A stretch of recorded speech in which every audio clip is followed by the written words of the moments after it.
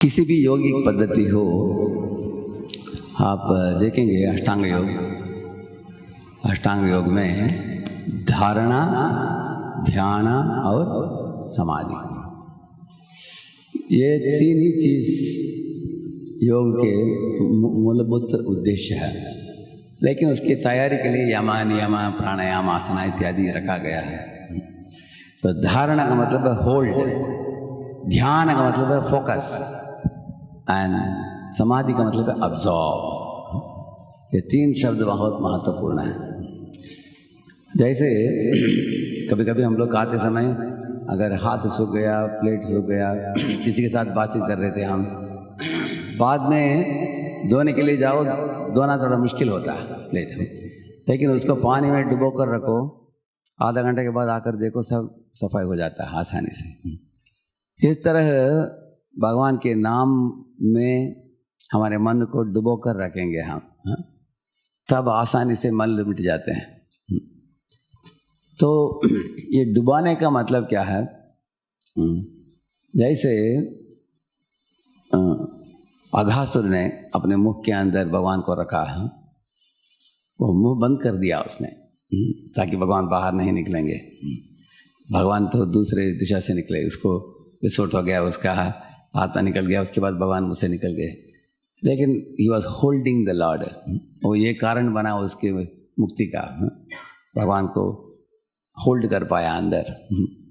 लेकिन बकासुर पकड़ पाए भगवान को, भगवान अंदर गए, थोड़ा गर्म होने के बाद तुक दिया, छोड़ दिया, रख नहीं पाया। इसलिए बकासुर को स्वरूप सिद्धि नहीं मिला, लेकिन अघासुर को स्वरूप सिद्धि मिला। आप पढ़ेंगे भागवत में, अघासुर का एक योग्यता बताया गया है, he was holding the Lord. हम जब नाम जप करते हैं, ये एक मंत्र पूरा करने के पहले अगर हमारा मन विचलित होता है, किसके समान है? अगर तवा अगर बहुत गर्म हो, थोड़ा पानी उसमें फेंको, तुरंत चला जाता है। इस तरह महामंत्र बैठता ही नहीं मन में। फुल मंत्र बैठने के पहले मन कहीं घूम जाता है ऐसे। लेकिन अगर तवा ठंडा हो तब पानी बैठेगा उसमें, है रहेगा वो। इसी तरह हमारे मन में अगर भगवान के नाम को धारणा, होल्डिंग करना हो, तो मन को शांत अवस्था में रखकर नाम जपना चाहिए। ऐसे नहीं कि इसको पूरा करके किसी और काम करने के लिए भागना है, वो भावना से नहीं करना चाहिए।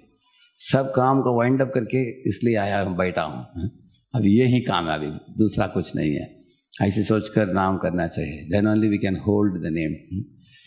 और श्रद्धापूर्वक करना चाहिए। जैसे कौन नाम को पकड़ पाएगा मुँह में? अभी गोपियाँ और गोपियाँ वृंदावन में सदा कृष्ण के बारे में बातचीत करते थे वो, उनके मुख में हमेशा कृष्ण होने के कारण अभी हम नाम जप के लिए बैठो तब भी मुख में नाम ही निकलेगा।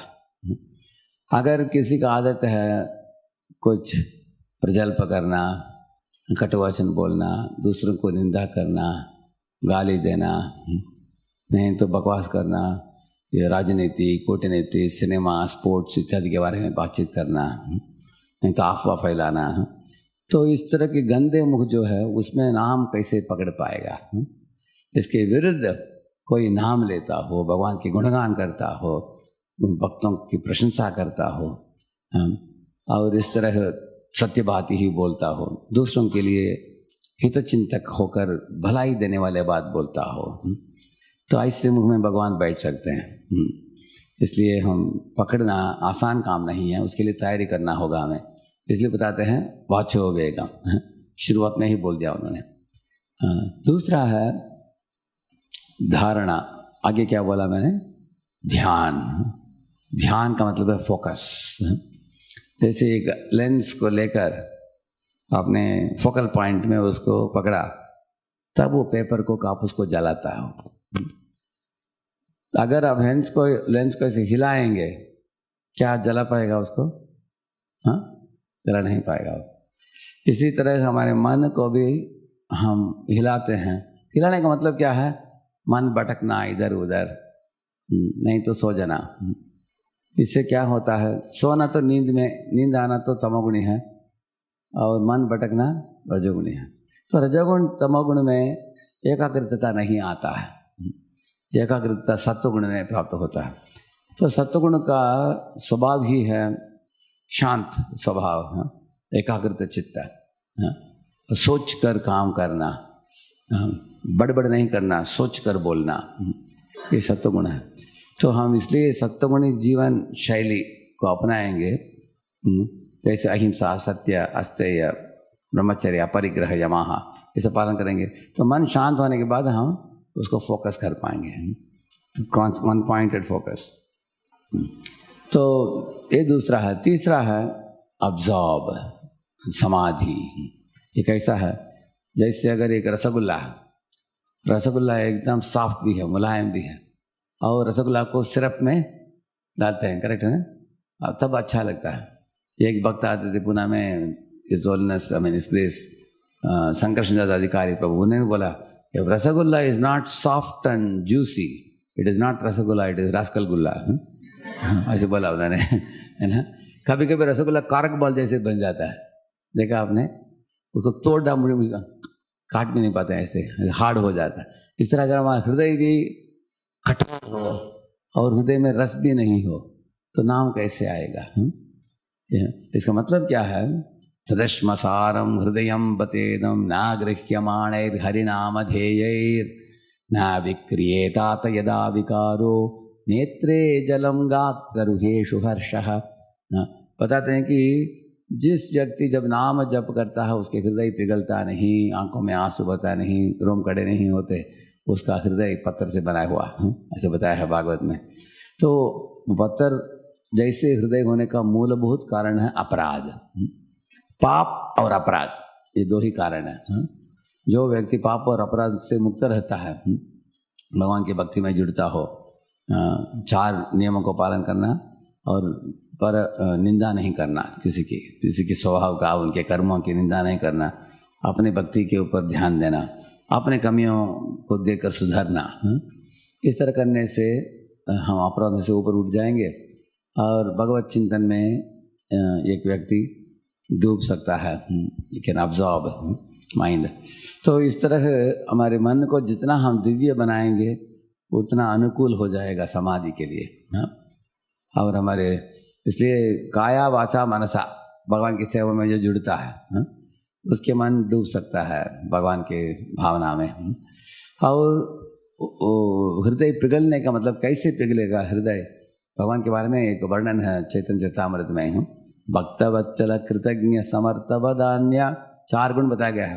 भगवान के भक्तवत्सल हैं, कृतज्ञ हैं, समर्थ है, वदान्य। ये श्लोक आप ही ढूंढ लीजिए, चैतन्य चरितामृत में है।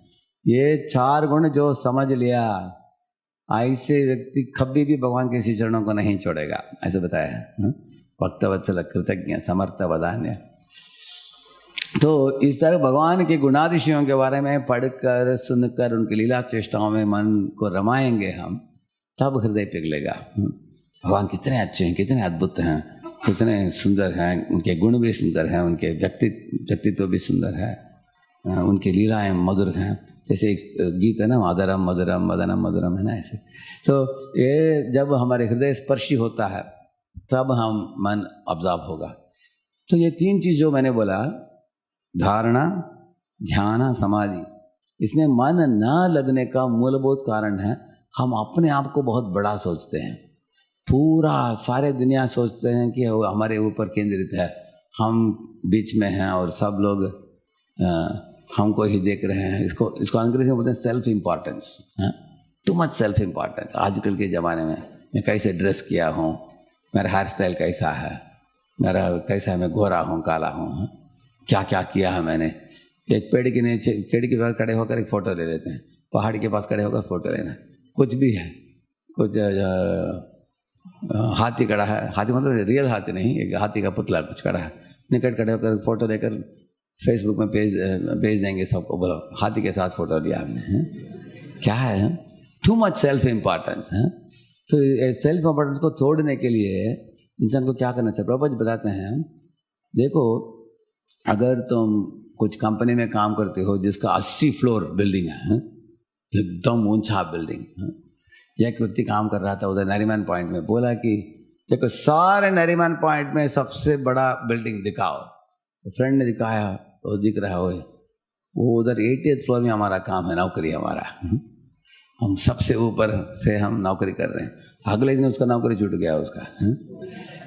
इंसान पहचानता है कुछ चीज़ से इस दुनिया में, वो भी छूट जाता है।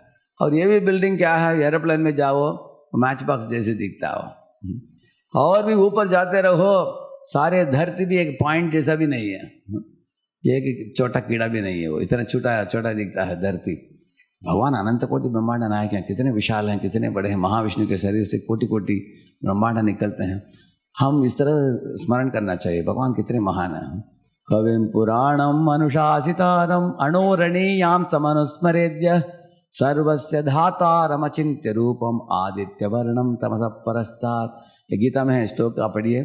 कविम पुराणम अनुशासितारम अणोरणीयाम सम, छोटे से छोटे हैं, बड़े से बड़े हैं, अनुस्मरित सर्वस्य धातारम, सब चीज़ों को चला रहे हैं भगवान, धारण करते हैं। अचिंत्य रूपम, ये अचिंत्य है लेकिन फिर भी सुंदर स्वरूप है भगवान का। आदित्य वर्णम, उनके शरीर का कांति आभा निकलता है, ये तमस की दुनिया से परे हैं भगवान। तो इस तरह भगवान की महानता के बारे में सोचना, अपने छोटापन के बारे में सोचना, तो ये आसानी से भगवान को हमारा सर झुकेगा, हम भगवान किसी चरण में आश्रित रहेंगे। हम तो सोचेंगे कि भगवान रियल हीरो, मैं कौन, मैं जीरो हूँ, कुछ हमारा नाम निशान नहीं है इस दुनिया में, कितने छोटे हैं हम। तो अपने बारे में, अपने छोटापन, भगवान का बड़ापन, ये समझने से हम केंद्र में जो ना रहकर सोचेंगे कि, एक बार मेरे गुरु महाराज बता रहे थे क्लास में, आप पेड़ के मूल नहीं हो, आप पेड़ के एक पत्ते हो। ऐसे उन्होंने किसको बोला, सब प्रेसिडेंट्स को बोला। एक प्रेसिडेंट्स मीटिंग था लीडर्स का, तो कोई सोचेगा कि इस दुनिया में कोई भी लीडरशिप में, अभी काउंसलर है उनका ग्रुप का, बोलेगा सारे ग्रुप का हम मूल हैं, सोचेगा। बोले नहीं, मूल नहीं, आप कौन है, एक पत्ते हो पेड़ में, कोटि कोटि पत्ते हैं, आप ही एक पत्ता हो। ऐसे आपको सोचना चाहिए, वही सही बात है। मूल कौन है, कृष्ण है। इस तरह सोचने से हम अपने ऊपर जो देहात्म बुद्धि चला जाएगा, अगर देहात्म बुद्धि चला गया तो भगवत चिंतन बढ़ाना आसान हो जाएगा। तो इस तरह का धारणा, ध्यान, समाधि, होल्ड, फोकस एंड ऑब्जर्व, ये अगासुर ने तीनों किया। अगासुर ने पहले भगवान को मुख में होल्ड किया, होल्ड करने के पहले भगवान का ऐसे देख रहा था, यही व्यक्ति है मेरी बहन बकी और बका, दोनों को मारा, मैं इनको मार कर मैं तिलांजलि दे दूंगा उनको, ऐसे बोला। तो इस तरह उनको आंख को पलक झपके बिना देख रहा था वो भगवान को। इसका मतलब यह क्या, ध्यान किया, ध्यान भी किया, धारणा भी किया, और आया वृंदावन में भगवान की लीला चेष्टा को देखकर मग्न हो गया, उसमें भूल ही गया कि मैं किधर आया हूँ। इसलिए चक्रवर्ती पाद बताते हैं, अगासुर को भगवान ने, ये एक कारण था, दूसरा क्या कारण क्या, उनका शरीर सूखने के बाद उनके भगवान के मित्र खेल रहे थे अगासुर के शरीर के ऊपर। भगवान ने सोचा कि मेरे मित्रों को उन्होंने आनंद दिया, इसलिए इनको परलोक पदवी भी दे दिया, सर्व सिद्धि भी दे दिया उनको। हमें भक्तों को भी खुश करना है, साथ साथ ध्यान भी करना है भगवान के ऊपर, धारणा भी करना है, समाधि में रहना है। तो ये सब चीज़ें हैं। नाम जप में अगर हम लगाते हैं, अच्छी तरह नाम करते हैं, तो भगवान भक्त के हृदय में अवतरित हो जाएंगे। तब भक्त सदा 24 घंटा भगवान के साथ चल सकता है, भगवान के साथ भगवान का चिंतन कर सकता है। स्व अंतस्तेन गदावृता, ऐसे बताते हैं ना इनके बारे में, विदुर जी के बारे में।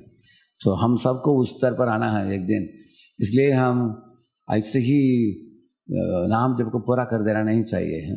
हर दिन सोचना चाहिए कि नाम जप को और अच्छी तरह कैसे किया जाए। हरिनाम प्रभु की